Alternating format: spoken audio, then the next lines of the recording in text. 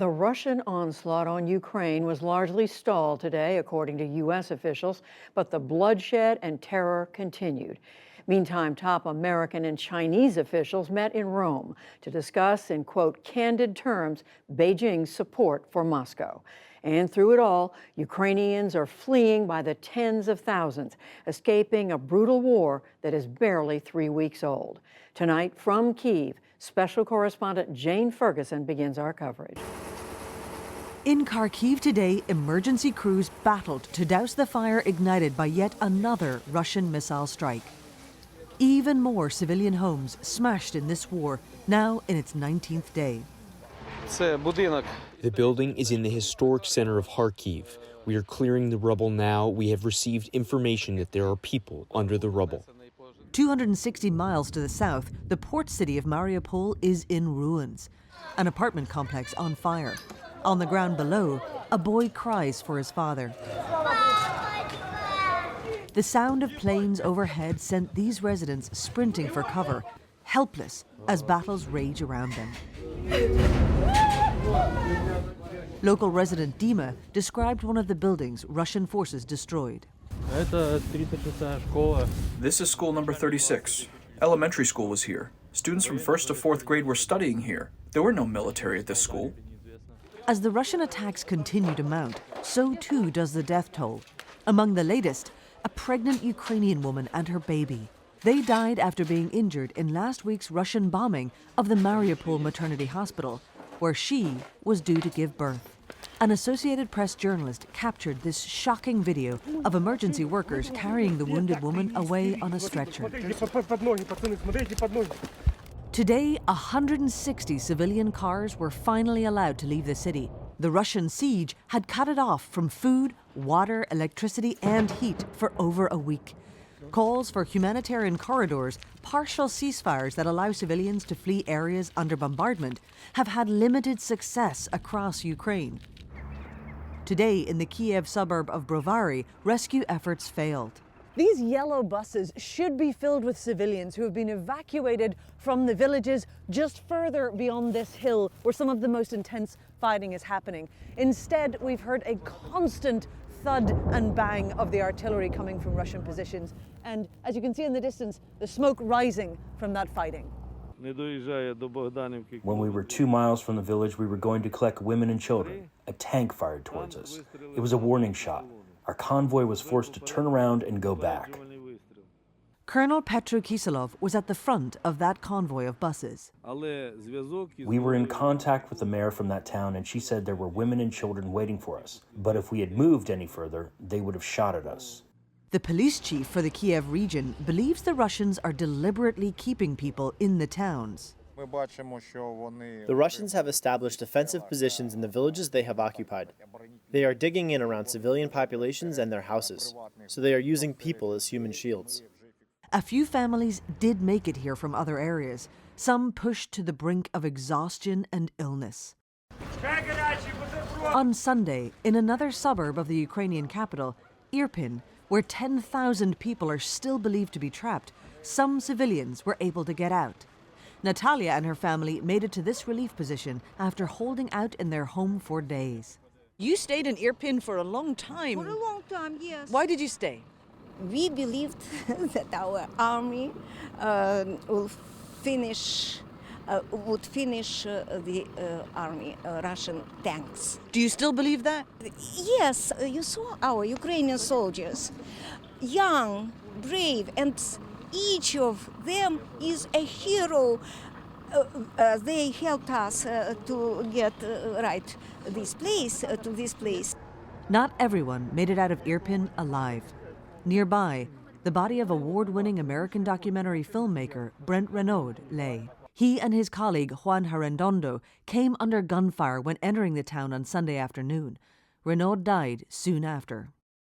A senior U.S. defense official says Russia has now invaded Ukraine with 100% of the 150,000 plus troops it deployed. But the official said, quote, almost all of Russian military advances remain stalled. Russian soldiers are now moving south from Kharkiv in what the U.S. believes is an effort to block off any Ukrainian deployments from the Donbas region. amid reports that Russia asked China for military and economic aid. Today in Rome, the first high-level meeting between the U.S. and China since the invasion began. National Security Advisor Jake Sullivan met his counterpart, Young Ju Chur. The U.S. says Chinese efforts to help the Russian invasion of Ukraine would trigger a severe response. We are communicating directly, privately to Beijing that there will absolutely be consequences for large-scale sanctions, evasion efforts, or support to Russia to backfill them. We will not allow that to go forward and allow there to be a lifeline to Russia from these economic sanctions from any country anywhere in the world. As those global lifelines are reined in, protests continue inside Russia. Hundreds were arrested over the weekend. And this evening, on one of state TV's most popular channels, a protester unbowed. Meanwhile, in Kyiv, President Volodymyr Zelensky again vowed to keep fighting. Russia has been preparing for this war for decades. They have accumulated significant military resources for the evil, for the conquest of neighbors, and for the destruction of the Ukraine and the Europe that we know and value. And Jane joins me now from Kyiv. Jane, you did arrive. Hello, it is late there tonight. You arrived there just a couple of days ago. Tell us about the situation there, the atmosphere in just that period of time. Well, people here have been living through just 19 days of this war, but that's an incredible amount of time whenever you think about how, and many experts thought that this city would fall within a couple of days.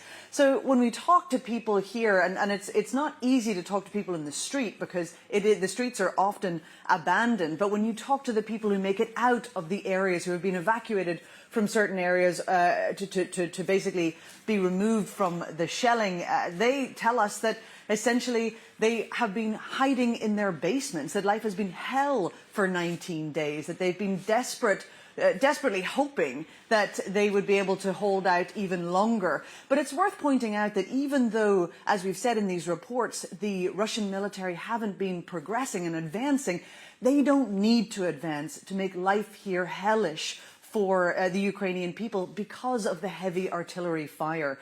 And we saw that today. We could hear all around the outskirts of town incredibly intense artillery fire. We tried to get out to some of those areas where the humanitarian corridors were bringing people in, and it was simply not possible. And that has been a daily occurrence, the rescue efforts professionals here tell us.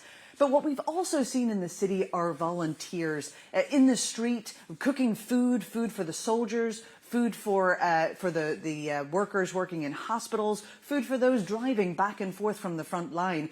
We've also seen more images of the Molotov cocktails that people have prepared right by checkpoints all along the roads and on the main thoroughfares into the city. So although people here are celebrating the fact that the Russians have not advanced yet, they're very much so prepared. When you drive around this city, you can see just how prepared it is in defensive positions. And we can tell from your reporting, Jane, this remarkable resolve of the Ukrainian people is continuing. What about in the rest of the country? What are you hearing about where things stand across Ukraine?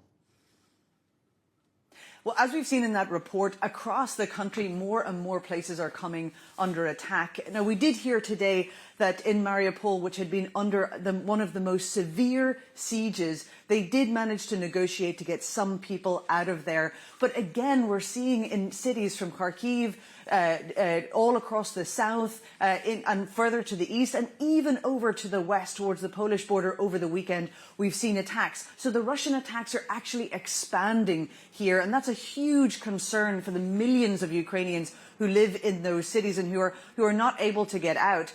It's also worth pointing out that around the country, people are very well aware that they're not entirely sure where this war is going. There's been so much speculation about whether Belarusian troops would come in from the north, whether the Russians are trying to push up from the south and completely cut off the southern cities. And so there's a real grasp for information. People are not sure what to make of what Russia's strategy is, and they're looking for answers. They're really not sure not only when this is going to be over, but what Putin could do next strategically and what he's planning here. And most people are watching, desperately hoping that there could be some sign of progress with any potential peace talks and maybe a ceasefire. But so far, we've seen far from any ceasefire across the country. And in fact, just before we came on air here, we've been hearing the booms across the city here from more artillery fire. Well, the level of uncertainty there has to be just off the charts. Jane Ferguson reporting for us tonight from Kyiv. Thank you, Jane.